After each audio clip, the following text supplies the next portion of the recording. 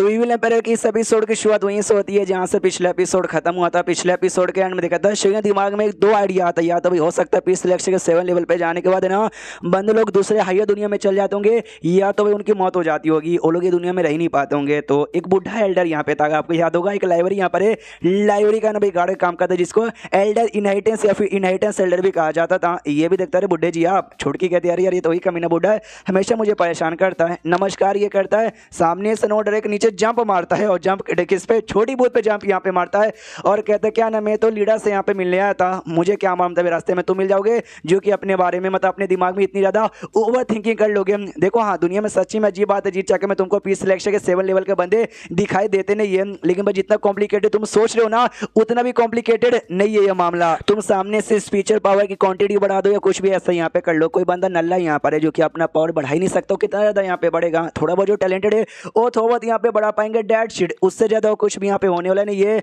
अपना शेयन यहाँ पे कहते हैं कि अभी एक कॉन्सिडेंस यहाँ पर है या फिर सच्ची में कुछ बर्बादी हुई थी, जिस चक्कर में ऐसा कुछ होता है। जो सुनते सामने से बूढ़ा कहता है कि नहीं भाई मैंने बोला ना तू कुछ ज़्यादा कॉम्प्लिकेटेड तरीके से सोच रहा है, इतना कॉम्प्लिकेटेड यहाँ पे ये स्टार्टिंग में लोगों को लगा कि यहाँ पे कॉन्सिडेंस हो सकता है, लेकिन बाद में लोगों को एहसास हो गया कि भाई क्या बोलते हैं रियलिटी है, और रियलिटी ही होती, तुम चाहे कि उसको बदल यहाँ पे नहीं सकते। तुम चाहे तो भाई लाइब्रेरी में जाओ, ढेर सारी किताबें पढ़ी होगी जिसमें 1000 साल की हिस्ट्री यहाँ पे लिखी होगी, जिसमें तुमको अगर किसी भी बंदे के बारे में यहाँ पे पढ़ना है ना पढ़ लो, दुनिया में कितने भी कमाल के बंदे हैं ना वो मरे या फिर गायब हो गए, किसने मारा क्यों मारा वो सब तुमको डिटेल में वहाँ पे मिल जाएगा। ये लो अपनी छोटी बहुत यहाँ पे वापस सामने से ये कहता है, लेकिन एक सेकंड सुनिए यार, मुझे एक बात यहाँ पे समझ नहीं आती, सच्ची में जो पीस सिलेक्शन लेवल के बंदे उनका क्या हुआ पीछे जनरेशन वाला, क्या वो लोग सच्ची में 7-8 लेवल पे जाके जिंदा नहीं रहे?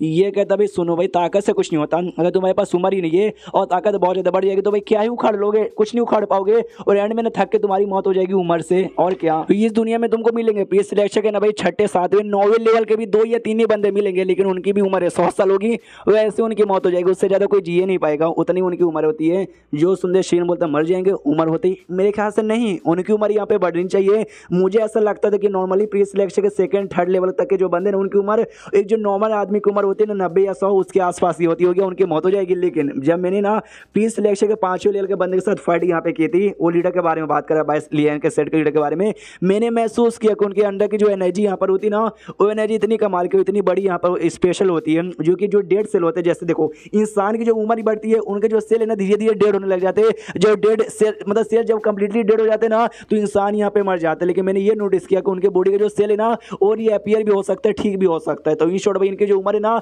100 साल मैक्स टू मैक्स हो ही नहीं सकता। ये बात मैंने पी सिलेक्शन के 5वें लेवल के बंदे पे नोटिस किया, और आपने बोला कि जो पी सिलेक्शन के 9वें लेवल के भी 2-3 बंदे दुनिया में होंगे, लेकिन 100 से ज़्यादा वो लोग भी टिक नहीं पाएंगे, ऐसे कैसे यार, उनको तो हो सकता है 200-300 साल तो आराम से टिक जाना चाहिए। जो सुंदर सामने से बूढ़ा कहता है कि वाह बेटे तू मुझे 20-25 साल के आसपास का लगता है, इतने कम उम्र में तूने ये बात मालूम चला ली, वाह, लेकिन भाई इससे ज़्यादा मैं तुझे कुछ बताऊंगा भी नहीं, तो ये जो तेरे दिल में कन्फ्यूजन बन के रह जाएगी, मैं भी देखता हूँ तो अपने ये कन्फ्यूजन कब तक दूर कर पाएगा। और तभी नहीं आसमान में दिया जाता है छोटी बहुत का, वो कहती है भाई ये देखिए मास्टर आसमान में क्या हो रहा है, ऐसा लगता है सारी जो सितारे ना एक एरिया में यहाँ पे ये हो रहे हैं, अरे ये क्या हो रहा है यार, एक फिनोमेना होता है जिसमें ऐसा होता है कि भाई कई स्टार एक पास आके इकट्ठे हो जाते हैं, ये हो रहा है क्या? तो बुढ़ा यहाँ पे कहता नहीं यार वो नहीं हो रहा भाई, उसका टाइम अभी नहीं आया, वो बहुत टाइम यहाँ पर है, ये कुछ और हो रहा है जिसमें सारे के सारे स्टार्स है ना अपने पोजीशन पे वापस यहाँ पे लौट रहे हैं। उस आदमी, अरे हाँ यार मतलब वो आदमी यहाँ पे वापस से आ गया, अरे इस आदमी का यहाँ पे क्या होगा, इस बुढ़े को समझ नहीं आता, 100 साल हो चुका है, मना करते भाई मत करनी होगा तुझसे, तू भी साला यहाँ पे लगा पड़ा है। तो पीछे से अपने शेयन कन्फ्यूज किया, एक सेकंड भाई वो आदमी कौन सा आदमी, आप कौन से आदमी के बारे में बात कर रहे हो? जो सुंदर शेयन कहता है, शेयन नहीं भाई बूढ़ा कहता है भाई एक आदमी है मेरा पुराना दोस्त यहाँ पर है, तू उसको नहीं जानता, कि मैंने तुझे बता भी दिया उसके बारे में तो तुझे आइडिया लगेगा नहीं, और अभी तू जान के करेगा भी क्या, इसलिए रहने दे बेटा, तू जान के कुछ भी मत कर। और मैं क्या कह रहा था, हाँ तूने क्या और क्या सवाल पूछा था, चलो सवाल पर आते हैं। जो सुंदर शेयन कहता है मैंने सवाल पूछा था, एक सेकंड बुड्ढे जी मैंने कोई सवाल पूछा नहीं था, मैं तो आराम से अपना जा रहा था, आप ही बीच में आए तो और आपने बातचीत करना चालू किया, तो हमारे बीच में कल्टीवेशन को लेकर और लेवल को लेकर 2-4 बातचीत हुई थी जिसमें आपने कह दिया कि बरेंदो और क्या बातचीत करोगे, इसके अलावा मैंने और कोई सवाल ही नहीं पूछा। जो सुंदर बुढ़ा भी कहता ओ अच्छा मैं ही बूढ़ा हो चुका हूँ तो मुझे याद यहाँ पे नहीं रहती, ओके ठीक है तुम जाके अपना काम करो और मैं भी जाके अपना काम करता हूँ। और ज्यादा ज्यादा कहते सुनो बेटा आगे का जो सफर है ना बहुत ही लंबा है, तो भाई ऐसा जल्दबाजी मत करना, आराम से सफर पूरा करना। शेयन कन्फ्यूज कि भाई बूढ़ा कहना क्या चाहता है। उसके बाद ना 3 दिन का टाइम यहाँ पे गुजर जाता है और अपनी जो लीडर थी ना वो छोटी बहुत से ढेर सारा सामान यहाँ पे मंगवाती है, ला के दे देती कि लीजिए मास्टर मैं लेकर आ गई। वो भी कहती बहुत ही बढ़िया, उसको वहाँ पे रख दो। खाली उसने ये नहीं बल्कि ढेर सारे फूल फल और पत्ते और साथ ही में भाई पत्थर और जड़ी बूटी और ढेर सारी चीज़ें मंगवाई थी जो उसने अरेंज यहाँ पे कर दिया था। बेसिकली एक रिचुअल यहाँ पे करना चाहती थी। शयन वहीं पे था, शयन की बॉडी पे करना चाहती थी उसका प्रॉब्लम दूर करने के लिए। शयन भी कहता मैडम ये कौन सा रिचुअल है, आप क्या यहाँ पे करना चाहती हो, ये बताती तुम्हारी बॉडी में दो जो अलग अलग इंटरनल पावर है ना वो कभी भी आके भाई बवाल कर सकती है। तो मैं नहीं चाहती बवाल करे, बवाल कर देगा तुम बर्बाद हो जाओगे। तो उसको ठीक करने के लिए मैं पूरा रिचुअल यहाँ पे कर रही हूँ। ओके ठीक है, स्टार्ट करने की बारी आ चुकी है। छोटी बहुत तुम प्लीज यहाँ से निकल जाओ। छोटी बहुत वहाँ से निकल जाती है, ये अपना रिचुअल चालू करती है जिसमें कोई मंत्र यहाँ पे था वो मंत्र यहाँ पे बोलती है जिससे जो भी थे ना भाई फ्लावर पत्थर और साथ ही में जड़ी बूटी आग वो सब यहाँ पे एक्टिवेट हो जाता है। और धीरे धीरे जैसे मंत्र यहाँ पे बोले जा रही है तो आसपास का जो माहौल है ना वो माहौल भी चेंजेस यहाँ पे आने लग जाते हैं। तो अपना शयन भी देख के चौंक हो जाते हैं कि मम्मी रे भाई ये कितना कमाल का अलग सा रिचुअल यहाँ पे लग रहा है। लीडर को ऐसा कुछ भी आता मुझे लग नहीं था। सामने से पूछता भी कि लीडर यार मतलब कैसे आपने ये रिचुअल यहाँ पे कहाँ से सीखा। जो सुनते ये कहते सुनो सबके अपने अपने अलग अलग सीक्रेट यहाँ पर होते हैं जो किसी को बताते नहीं है और ये भी मेरा एक सीक्रेट है कि मैंने कहाँ से सीखा, सॉरी मैं तुमको बता नहीं सकती। तो लीडर भी सोचता सीक्रेट है जो नहीं बता सकती, भाई क्या हो सकता है, कहाँ से मिला होगा। हो सकता है जो पुरानी लीडर यहाँ पे थी ये उनकी डिसाइपल हुआ करती थी, तो ऐसा हो सकता है कि शायद भाई मरने के बाद या मरने से पहले उन्होंने ये रिचुअल दिया होगा। ये लकी यहाँ पर होगी मेन कैरेक्टर जैसे कि जो कि यहाँ वहाँ सफर करती होगी और गलती से इनको मिल गया होगा, कुछ भी हो सकता है।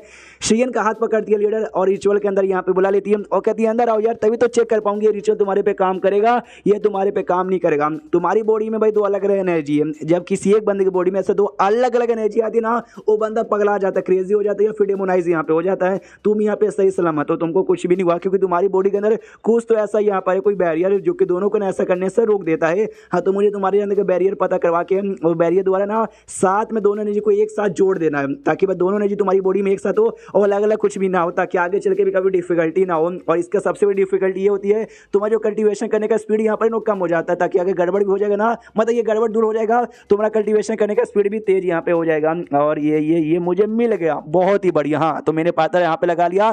तुम्हारी बॉडी में जो अजीब सी एनर्जी यहाँ पे थी ना उसकी खासियत ये थी कि किसी भी टाइप की एनर्जी यहाँ पे आ जाए वो उसको ऐसा रोक देगा। मुझे आइडिया लग गया है तो मेरे अंदर का जो कॉन्फिडेंस यहाँ पर है ना तुमको ठीक करने का वो 200% यहाँ पर अब हो चुका है। अपना शयन भी सोचता हुआ यार लीडर भी कमाल किए, उनके रिचुअल भी बड़ा कमाल का। मेरे को सिस्टम ने ऑप्शन यहाँ पे दिया था जब नहीं सच्ची में मेरी बॉडी में जब दोनों एनर्जी आई थी ना मुझे डिफिकल्टी हो रही थी लेकिन सिस्टम ने ऑप्शन दिया था कि 500 पॉइंट हमको दो, हम आपकी बॉडी में कुछ तैयार कर देंगे जो आपके दोनों एनर्जी को है ना एक साथ मिलने से रोक देगा। तो मैंने दिया और मेरे को रोक दिया गया, यानी जो कुछ मेरी बॉडी में जो रोक रही थी ना वो सिस्टम का आइटम था। इन्होंने रिचुअल द्वारा उससे पता भी लगा लिया। उसको लीडर यहाँ पे कहती है हाँ मुझे 2-4 चीजों की और यहाँ पे जरूरत पड़ेगी तो मैं जाके लेकर आती हूँ, तुम जब तक है ना अपने कपड़े उतार के तैयार रहो, इतना बोल के निकल जाती है। और अपना शयन हिल जाता है, एक सेकंड कपड़े उतार के तैयार रहो, ये कौन सा तरीका यूज करना चाहती है क्या।